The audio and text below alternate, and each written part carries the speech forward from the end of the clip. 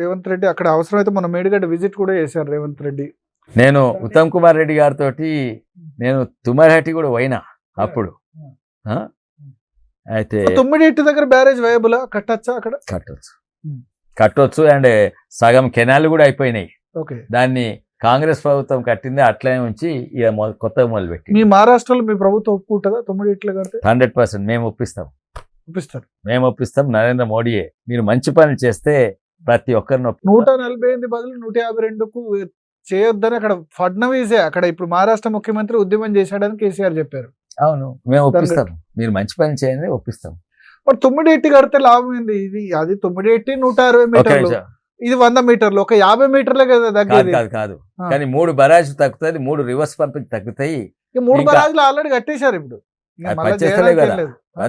పని చేయవి, ఎస్పెషల్లీ మేడిగడ్డ నుంచే. మేడిగడ్డ లేకుంటే ఈ తక్కిన రోడ్డు పని చేసినా పని చేయకుండా ఒకటే. ఇప్పుడు మళ్ళా రీకన్స్ట్రక్షన్ చేసినా మళ్ళా కూలిపోతుందా? మళ్ళా అట్లే కూలిపోతే, లేకుంటే దాన్ని 10 ఎక్కువ బడ్జెట్ చేసి చేయాలి. అండ్ అది కూడా ఇది తగినంత వెదర్ సైన్స్ కదా, అది మంచిగా పనిచేస్తే ఇంకా నష్టం అంటున్నా కదా. మేడిగట్ట కూలిపోకుంటూ ఉంటే ఇంకా నష్టం అవుతుంది దాని నుంచి. కానీ ఎంత 100 నుంచి 148 మీటర్లు ఎత్తిపోయాడు, ఒక 50. కాదు ఒక్క నిమిషం, మీరు కోయిన్సిడెన్సా అనుకోకండి. ఇది తుమ్మడహట్టి ఎల్లంపల్లి శ్రీపాద ఎల్లంపల్లి అర్ధాస సేమ్ హైట్లు ఉంది, ఇది కొంచెం తక్కువ. అయితే ఇవన్నీ బంద్ చేసి ఇక్కడి నుంచి కిందికి పోయి 3 బరాజులు దాటి 3 లిఫ్ట్లు దాటి ఇక్కడికి వచ్చేవారు. డైరెక్ట్ ఇక్కడ నుంచి ఎల్లంపల్లి మాక్సిమం కాల్సి ఎల్లంపల్లి చిన్న రిజర్వాయర్ కట్టేసి అక్కడ 10 మీటర్లు చేస్తే ఎల్లంపల్లి నిండిపోతాయి. అవసరం లేదు, కరెక్ట్ డిజైన్ చేస్తే అవసరం లేదు. ఒక్క లిఫ్ట్ 10-20 మీటర్లు మాక్సిమం, 100 మీటర్లు కాదు, బాహుబలి పంపులు కావు. అది అక్కడి నుంచి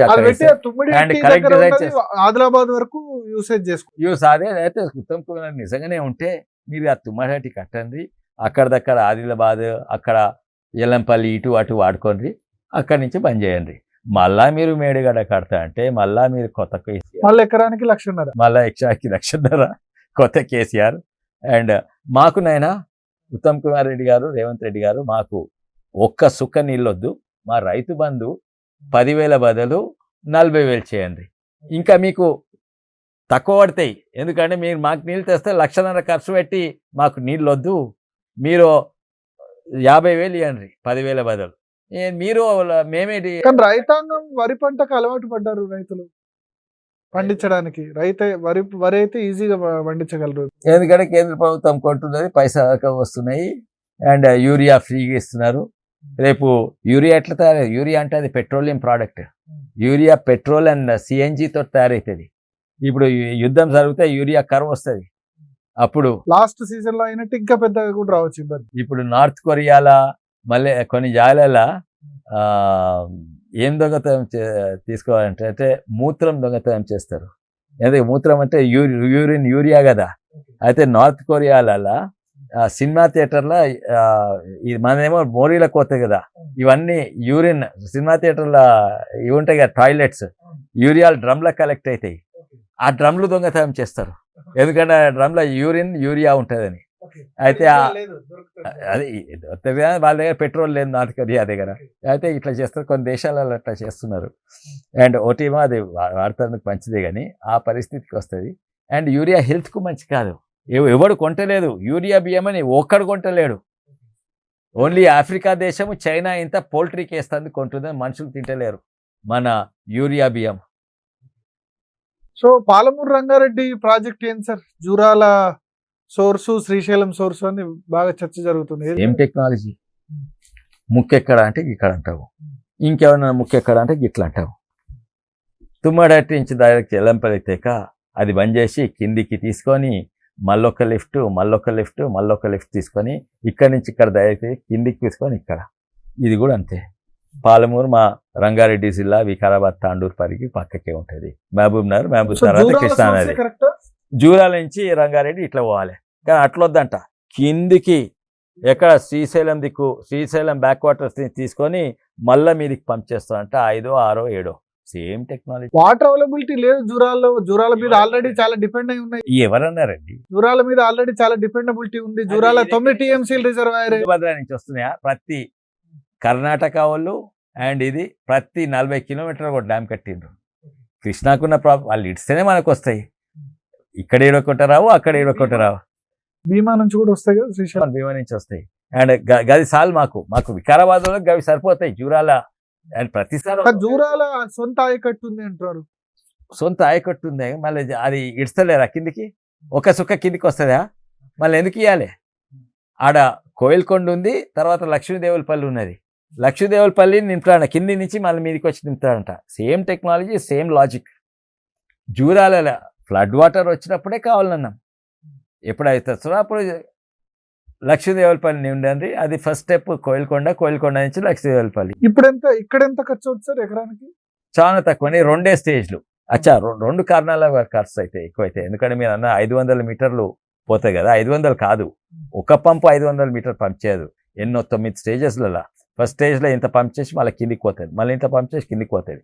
so total pumping is not 500, it's almost 700 metres. ఒకటి. సెకండ్ ఏంటంటే any multi stage lift irrigation చూడాలనుకో. సెకండ్ ఏంటంటే అయితే మెట్లేమో ఇట్లెక్కి ఎక్కుతాం కదా. లిఫ్ట్ ఇరిగేషన్ మెట్లెక్కినట్టు ఎక్కదు. ఈ ఎక్కి మళ్ళీ పారుడు కిందికి వాడుతుంది కదా, కిందికి వాడుతుంది మళ్ళీ మెట్లు. అంటే 100 ఫీట్లు మీదికి పంప్ చేస్తాము, 20 మీటర్లు కిందికి పంప్ చేస్తాము, మళ్ళా పంప్ చేసి మళ్ళీ కిందికి కూడా వాడుతుంది. సో నెట్ టోటల్ ఎక్కువైతుంది, పంపింగ్ హైట్ ఎక్కువైతుంది. సెకండ్లీ ఏంటంటే పంపులకు ఎఫిషియన్సీ ఉంటుంది. పంపులకు ఎన్నో కారణాలు, అంటే ఇంత కరెంట్ వస్తే అంత నీళ్లు పంప్ చేయదు. పంపుకు సంబంధించి ఒకటి చెప్తున్నా హరీష్ రావు, మోటార్లు ఆన్ చేసి పగలు ఆన్ చేసి రాత్రి బంద్ చేస్తున్నారు, దీనివల్ల పంపులు పాడైపోతాయని అంటున్నారు. ఎలక్ట్రికల్ ఇంజనీర్ గా మీరు ఏం చెప్తారు? స్టార్టింగ్ కరెంట్ పంపులు ఖరాబ్ కావు. పంపులు స్టార్టింగ్ కరెంట్ ఎక్కువ ఉంటుంది, థియరిటికలీ ఇన్ఫైనైట్. మనము ఆర్డినరీ చాలా అండ్ ఎఫిషియన్సీ లో ఉంటుంది, అయితే కరెంట్ ఎక్కువ కాలుతుంది. అట్లే కాలుతుండాలి. అండ్ స్టార్టింగ్లో కొంచెం ఫ్రిక్షన్ ఉంటుంది. అది 25 ఏళ్ళు ఉన్న పంపు 20 ఏళ్ళే ఉంటుండొచ్చు, వేరెంటే కొంచెం ఎక్కువ అవుతుండొచ్చు. ప్రాబ్లం అది కాదు. ఇన్ఫ్యాక్ట్ రాత్రి కరెంట్ చాలా చీప్, ఎక్సెస్ కరెంట్ ఫ్రీ ఉంటుంది. అయితే పంపింగ్ రాత్రిరే చేయాలి, పొద్దుగాలు చేయొద్దు. అంటే డైలీ రాత్రి బంద్ చేసి చేయాలి. కంటిన్యూస్గా 5 రోజులు పంప్ చేయవచ్చు, కానీ better for economic reason and all. Night time pumping is best for the country. We have excess electricity in the nation in the night. మనం అందరూ ఇక్కడ ఐ థింక్ ఘోష్ కమిషన్ కూడా 10,000 కోట్లు ఏడాదికి అంటున్నారు. అది తప్పు.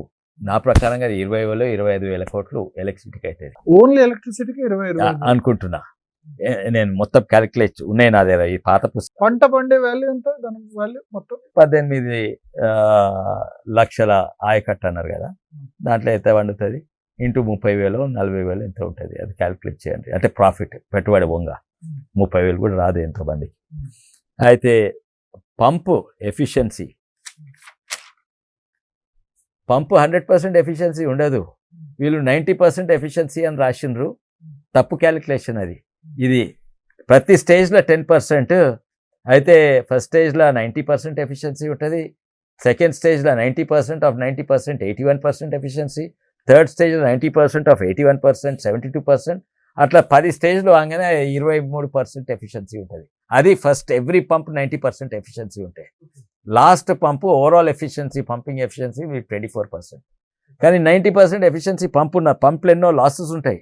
అది కూడా కరెంట్ క్వాలిటీ, దాంట్లో పిఎఫ్ ఫ్యాక్టర్ అంటారు, plant load factor, power factor అంటారు. అంటే పవర్ ఫ్యాక్టర్ టెక్నికల్ ఇంజనీర్లకు తెలిసి ఏంటంటే కరెంట్ అండ్ వోల్టేజ్ ఒకటే సింక్రనైజ్ ఉంటుంది. కొన్ని చాలా వోల్టేజ్ ముందుకు పోతుంది, కరెంట్ ఫాలో అవుతుంది. ఇది ఎంత దూరం ఉంటే అంత ఎఫిషియన్సీ తక్కువ అవుతుంది. మన తెలంగాణ లోడ్ ఫ్యాక్టరే తక్కువ ఉన్నది, దానివల్ల పంప్ ఎఫిషియన్సీ తక్కువ అవుతుంది. అదే కాక ఫ్రిక్షన్ లాస్, ఉత్తమ్ కుమార్ రెడ్డి మధ్య చర్చ జరిగింది ఏంటంటే మొత్తం లిఫ్ట్ ఇరిగేషన్ స్కీమ్స్ చిన్న వల్ల 30,000 కోట్ల కరెంట్ బిల్ పెండింగ్ లో ఉందట. ఇరిగేషన్ డిపార్ట్మెంట్ ఇవ్వాలి, కరెంట్ డిపార్ట్మెంట్. లాస్ట్ 10 షాక్ నా మీద కేసీఆర్ కు షాక్. కొండపోచం సగం నింపవరకే షాక్ తగిలింది కేసీఆర్.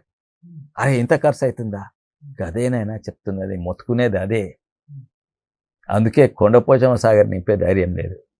సో మీ ఉద్దేశంలో ఇరిగేషన్ కు ఇంత ఖర్చు అవసరం, డ్రింకింగ్ వాటర్ అంటే తాగాలి కాబట్టి లిఫ్ట్ అయినా పర్లేదు, కానీ ఇరిగేషన్ కి ఇంత? ఇదే సింపుల్ లాజిక్ చెప్తా. అమెరికాలో భూమి లేరా, రైతులు లేరా, సాగునీరు అవసరం లేదా? అమెరికాలో నదులు లేవా, గుట్టలు లేవా, ఎడారులు లేవా, సాగునీరు తక్కువ జాగాలు లేవా? ఉన్నాయి. ఆరిజోనా అక్కడంతా సాగునీరు నేలేం లేదు. ఎన్నో 10 స్టేజ్ లిఫ్ట్ ఇరిగేషన్ చేస్తలేరు ఎందుకో. చేసి అమెరికా ధనం బాగున్నది, టెక్నాలజీ బాగుంది, కానీ వాళ్ళకి తెలుసు ఈ మల్టీ స్టేజ్ లిఫ్ట్ ఇరిగేషన్ ప్రాజెక్టులు నడిస్తే అది 5%, 10%, 20% ఎఫిషియన్సీతో నడుస్తుంది. 5% ఎఫిషియన్సీ తోటి మనం లైట్లు కూడా కొనుక్కోము. పాత లైట్ బుగ్గలు కూడా పారేసి ఇప్పుడు ఎల్ఈడి ఇంకా తెలంగాణ వేరే మార్గం లేదంటారు, ఎత్తిపోతలు తప్ప. మనం దక్కన పీఠభూమిలో ఉన్నాం, నీళ్ళేమో కిందికి పోతాయి, మనమేమో పీఠభూమిలో ఉన్నాం. అయితే మన తెలంగాణ వాన ఎంత పడుతుంది తెలుసానే? 90-100 మిల్లీమీటర్లు ప్రతి ఏడాది. అంటే 90 సెంటీమీటర్ 90 సెంటీమీటర్ 900 మిల్లీమీటర్స్. జర్మనీ ఎంత పడుతుంది ఇక్కడ పడతాయి.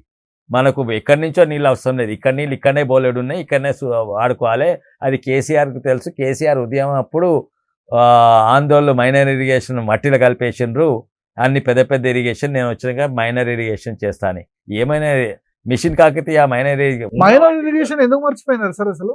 అదే హనుమంతరావు ఫార్ములా అక్కడ ఆయన చేసినట్టున్నారు కోహీర్లో. 3 వాటర్స్ 4 వాటర్స్ ఎంత మంచిగా ఉన్నది. ఇప్పుడు మరి శశిధర్ రెడ్డి గారు, లక్ష్మణ్ గారు, నేను అక్కడ పోయినాము. రాజస్థాన్ వేద శ్రీరామ్ అక్కడ ఇంప్లిమెంట్ చేసిండ్రు. అంతే, ఏం అవసరం లేదు. దానికి ఎంత, ఎకరానికి ఎంత, క్యాపిటల్ కాస్టే చాలా తక్కువ. అది ఏడాదిలో వాపసు వస్తుంది, గ్రౌండ్ వాటర్ పెరుగుతుంది, బయట నీళ్ళు అవసరం లేదు.